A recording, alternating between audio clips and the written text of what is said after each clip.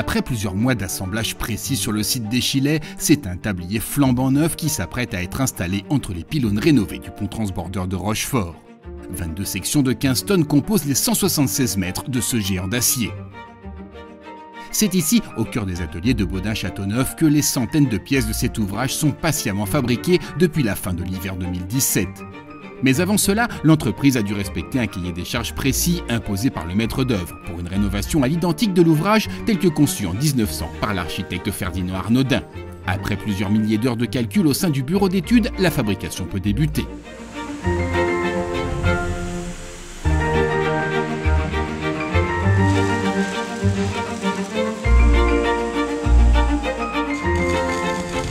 Ici, nous sommes à l'atelier principal de Baudin-Châteauneuf. Nous allons fabriquer les 22 tronçons du tablier du transbordeur du marteau. La fabrication va durer environ 4 mois. Pour le marteau, ici, on a découpé les tôles, on les a usinées, on les a pointées, soudées en fonction des plans qui avaient été établis par le BE. Après, on envoie les pièces assemblées en peinture. Et une fois qu'elles sont revenues, on peut faire la dernière opération qui est le rivetage. Donc la particularité du transbordeur du marteau, ça a été de remettre en service le rivetage. Ça faisait une dizaine d'années qu'on n'avait pas rifté au sein de Baudin-Châteauneuf. Donc il a fallu qu'on fasse appel à des vieilles connaissances qui connaissaient particulièrement bien le rivetage et remettre en service également les riveteuses, les fours à rivet et tout le matériel lié au rivetage.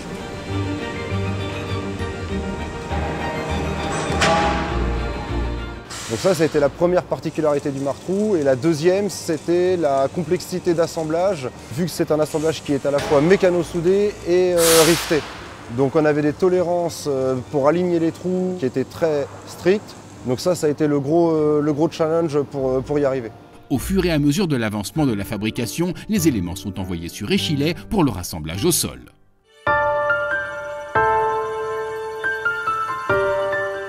Donc là on se trouve sur la rive gauche de la Charente, sur la zone dite du chantier visitable. Ici en fait c'est une zone qui est un peu tampon, c'est la zone en fait où on a ramené le tablier existant. C'est ici qu'on l'a démantelé, c'est ici qu'on l'a coupé en petits morceaux pour l'envoyer en enfouissement.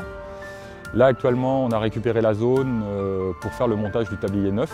Donc les pièces arrivent de manière unitaire et nous en fait le principe ici c'est de reconstituer en fait le tablier pièce à pièce, quoi. Lors de l'assemblage, en fait, ce qu'il faut être attentif, c'est toute la partie équerrage et perpendicularité de toutes les pièces, de manière à ce que lorsqu'on va faire le remontage en hauteur, tout se passe bien.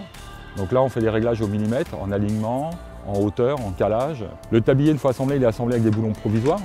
Ces boulons provisoires, après, vont être remplacés par des rivets, ce qui est actuellement en train de faire la société du manoir.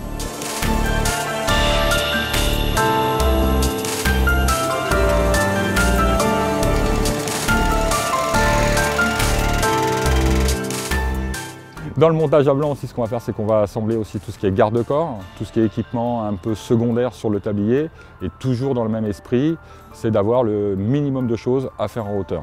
Une fois que le montage à blanc sera complètement terminé, ce qui se passera, c'est qu'on va recouper en fait le tablier complet en 22 éléments de 8 mètres. Les 22 éléments de 8 mètres seront transportés jusqu'au pylône rive gauche.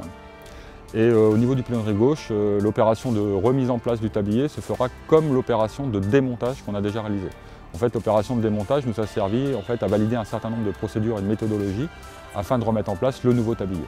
Le défi en fait, sur cette zone de montage, ça a été de partir de pièces unitaires qui arrivent donc de nos ateliers, qui sont réassemblées sur site pour arriver à un alignement parfait sur 176 mètres de long.